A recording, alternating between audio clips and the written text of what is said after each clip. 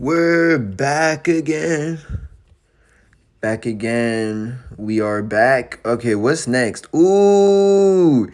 Oh, my nigga's crazy. This one's interesting. This story, let me take you back, man. Cole said it best. Let me take y'all back, man.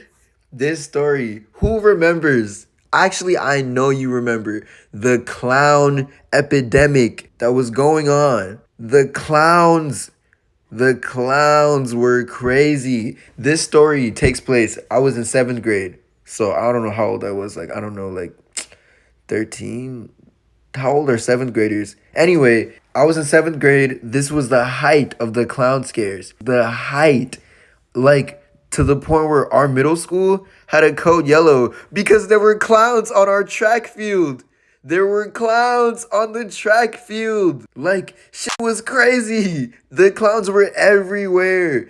And somehow, I still never saw any of them. I was just never around at the right time. But anyway, setting. So, my neighborhood with the horrible ass HOA has a movie night every year. This was actually kind of fun. As a kid, the movie nights would go crazy. So they had a movie night every year, and I had to pop out. I just had to pop out. And this year, it was the homie Tom, the homie Kwame, and JT. So we were all hanging out at the movie night.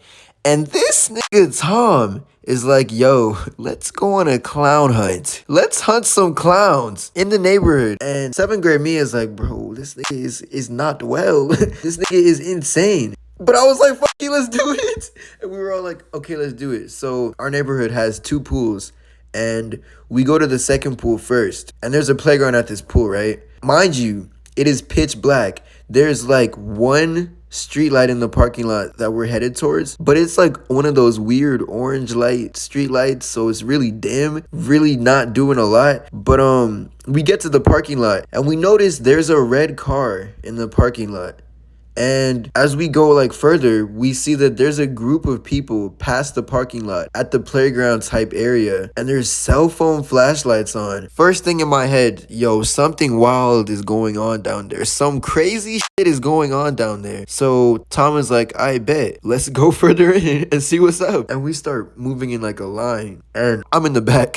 You know I'm in the back. I'm like, why are we doing this? Like, this was low-key cool in theory. But what happens if I like get my arm chopped off, bruh? So we get to the like bottom of the playground type area and we're like close to them at this point. We're pretty close. Like, it's a solid 6 feet between us and them, but we're moving in the dark so they can't see us moving. And this nigga Tom shines his phone light at them, right at them, and he's like, hey. And there's nothing but silence. Nobody says anything. I'm like, oh fuck. And then all of their phone flashlights turn off and they start running at us. And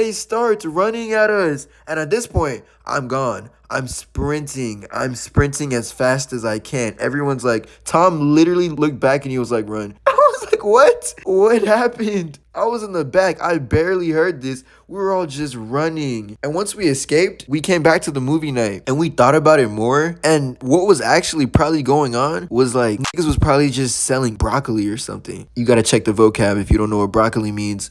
But literally yes. And oh yeah, one of them had a top hat, which was wild. But yeah. Don't try any of this at home. I'm a professional. Ooh, I almost said sauce god.